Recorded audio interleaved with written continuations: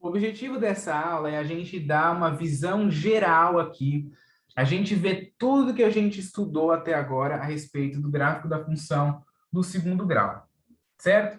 A respeito do gráfico da função quadrática.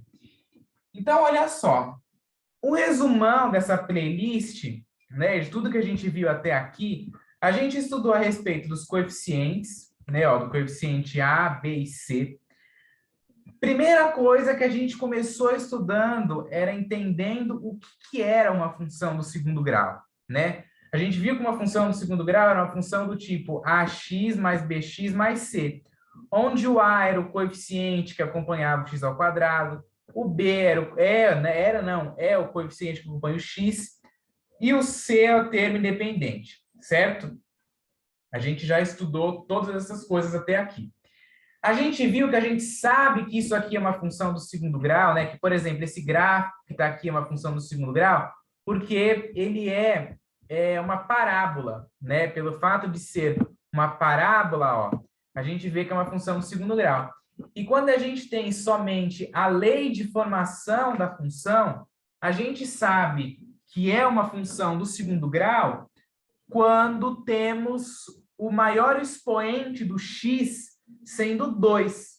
Quando a gente tem o maior expoente do x sendo 2, a gente sabe que ela é uma função do segundo grau. Lembrando que o expoente do x, né, o maior expoente de x, na função do segundo grau, sempre está acompanhado no a, que é o ax elevado ao quadrado. Como tem aquele x ao quadrado, a gente sabe que é uma função do segundo grau, certo? Depois, a gente viu lá o que a respeito do gráfico, né? A gente viu o que o A, o que o B e o que o C faz com a função. A primeira coisa que a gente viu é que o valor do A, né? Ó, o valor do A, que é essa primeira que está aqui, ó. Tá vendo? O valor do A, ele mostra o quê? A concavidade da parábola. Toda vez que o A é maior do que zero, a concavidade da parábola é virada para cima.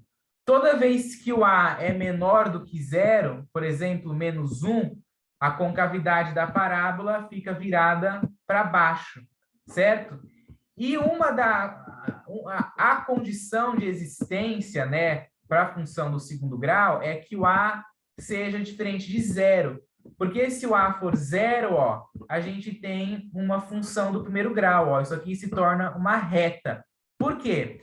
Porque a forma da função do segundo grau é ax² mais bx mais c. Se você bota zero no A, quando você multiplica o zero pelo x ao quadrado, vai dar zero. E aí vai sobrar quem? Só os termos do b e do c. E aí vai ficar bx mais c, que é a forma da função do primeiro grau, né? Ó, que é uma reta, toda vez que o a vale zero. Então, por isso que a gente fala que o a tem que ser diferente de zero. Porque se o a for zero, acontece isso aqui, ó. Ela vira uma função do primeiro grau. E aí você altera os valores de b e c aqui, né? Vai ser uma função do primeiro grau, ok? Então, a condição de existência é que o a seja diferente de zero. Então, o A influencia nisso, na concavidade voltada para cima ou para baixo. Aí a gente pode mexer aqui, ó. Quer ver? Eu até coloquei aqui esses negócios do lado, ó, porque dá para você mexer. Olha só. Coeficiente A, além dele mostrar a parábola, né, além dele mostrar qual a concavidade da parábola, ele influencia na abertura da parábola. Lembra que eu falei para vocês isso na aula? A gente até viu, né, comparando as funções, sem fazer esses movimentos aqui. A gente comparou várias funções aqui no GeoGebra. Mas agora no desfecho, ó, se você aumenta o valor do coeficiente A, ó, se você aumenta, o que está acontecendo com a parábola, ó? Deixa eu trocar aqui o valor do C. Vou botar o C para 0, porque aí a parábola fica mais aqui para baixo, ó. Olha só. Conforme você aumenta o valor do C, ó, a parábola vai fechando a abertura. Tá vendo, ó? O C sendo 15, vamos mudar o C. Vou botar o C para 20, ó. Quanto menor vai ficando, menor vai sendo a abertura da parábola. Agora, se o C for, por exemplo, maior, ó, quando você vai diminuindo C, ó, a abertura da parábola vai aumentando. Então, quanto menor é o valor do C, quanto menor é o valor do C, maior é a abertura da parábola. Tá vendo? Maior, ó, é a abertura da parábola. Olha só, no ponto 0,4, que é um número bem pequeno comparado ao 15. Olha só a abertura da parábola como que tá. Gigante, né? Uma bela de uma abertura. Certo?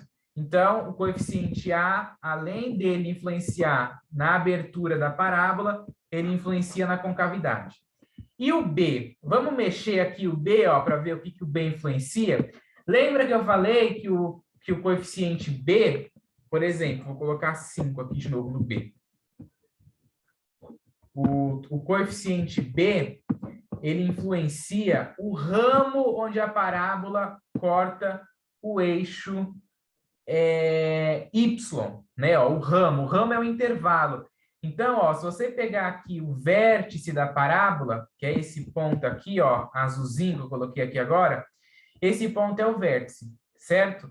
No vértice é o ponto de inflexão, nem cresce nem decresce a parábola.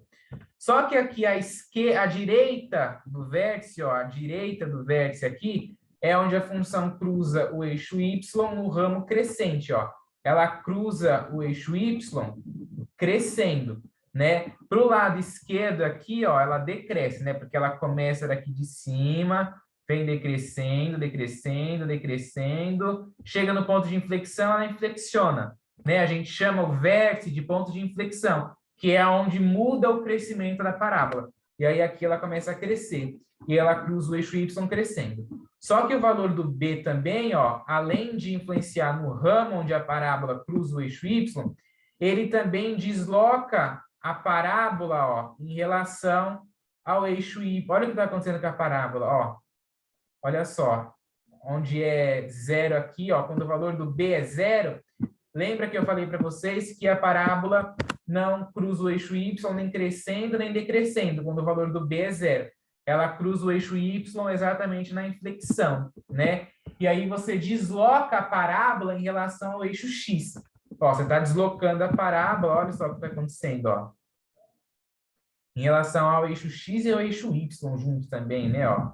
Olha só que interessante. Isso aqui, enquanto a gente está fazendo na lousa, a gente vai ter que desenhar uns 10 gráficos, né, para poder conseguir entender isso aqui. Ó, mas olha só o movimento que ela faz, ó. Olha só. Vai aparecer lá, ó, tá vendo? A medida... Ah, aqui é o C, desculpa. Olha aí, eu fazendo besteira. Olha só. Deixa eu diminuir isso daqui.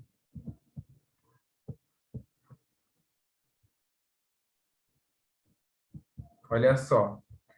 Quando você mexe o B aqui, ó, ela desloca, ela anda, né, ó, no eixo X e no eixo Y, fazendo esse zigue-zague. Tá vendo, ó? E aí já adiantou, né? Eu já adiantei aqui e a gente já acabaram até vendo aí o que acontece no eixo no C, né? Quando a gente mexe o valor do C, ó, que é esse valor aqui de baixo, a gente desloca a função em relação ao eixo Y, ó, tá vendo? Ela está se deslocando em relação ao eixo Y. Estão conseguindo ver o que está acontecendo, ó? Deixa eu diminuir mesmo isso daqui. Olha só. O gráfico está aqui no meio certinho. Quando a gente mexe no C, ó, a função está andando aqui em relação ao eixo Y. E no B, ela anda em relação ao X, né? Ó. Ela se move aqui, está se movendo sempre em relação ao eixo X. Tá vendo? E aí, quando o B é negativo, né? Ó, vou pegar aqui um B negativo, por exemplo, o B sendo menos 4. Quando o valor do B é menos 4, ó, olha o que acontece. O vértice está aqui, a função cruza o eixo Y, ó, decrescendo, quando o valor do B é negativo. Então, aqui a gente consegue ter uma noção da diferença da coisa, né? A gente consegue ver a diferença quando... E as várias coisas que a letra influencia, né?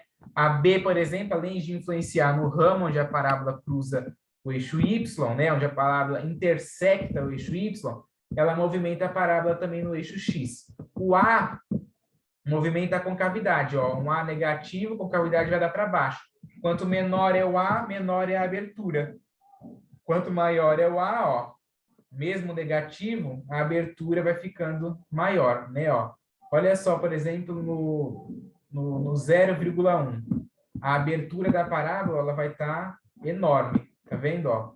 Olha só o tamanhão da abertura da parábola. Por quê? Porque tem um A negativo, só que o A é pequenininho, né? É menos 1/10, né? 0,1 é a mesma coisa que 1/10. 1/10 é um número muito pequeno, certo? E aí, quando você bota ali para o valor positivo, ó, a parábola fica virada para cima e aí começa a ficar assim. Aí a gente viu também as raízes, né? As raízes ou os zeros da função. Que, por exemplo, eu vou pegar aqui uma equação qualquer, vai. Vou botar 1 aqui também. 1. Vamos ver aqui. Botar 6. E aqui eu vou colocar 2. Vamos ver.